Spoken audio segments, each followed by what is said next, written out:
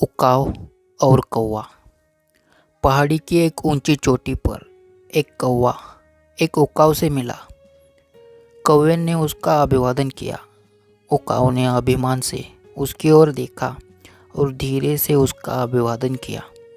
कौवे ने पूछा, आशा है श्रीमान जी कुशल से होंगे।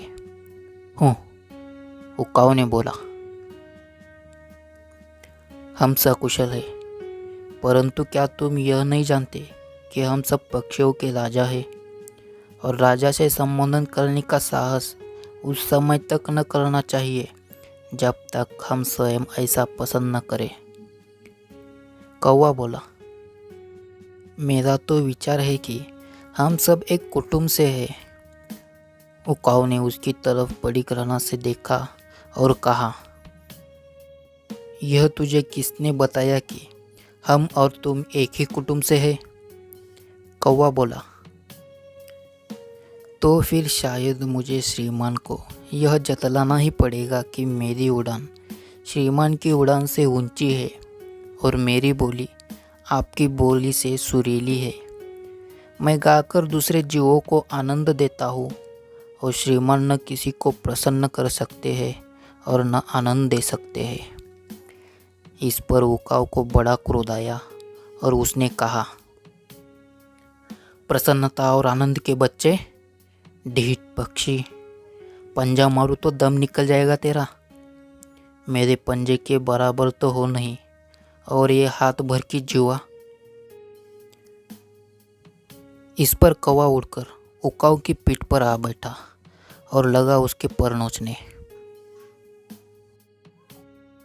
उकाव झुंझलाकर ऊंचा ऊंचा उड़ने लगा कि किसी प्रकार इस तुच्छ पक्षी से पीछा छूटे, किंतु कौवा ऐसा जमकर बैठा कि अंत में हारकर उसे नीचे ही उतरना पड़ा।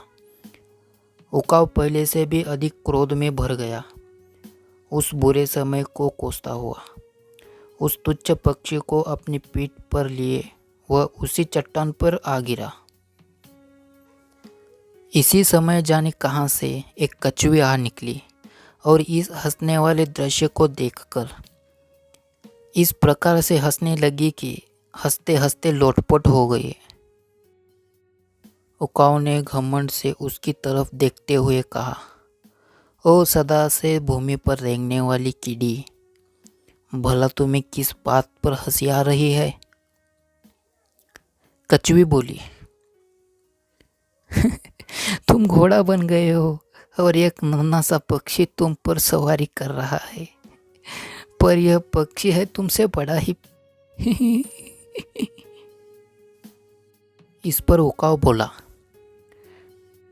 अरे तुम अपना रास्ता नापो, यह हमारी घरेलू बात है, मेरी और मेरे भाई कौवे की।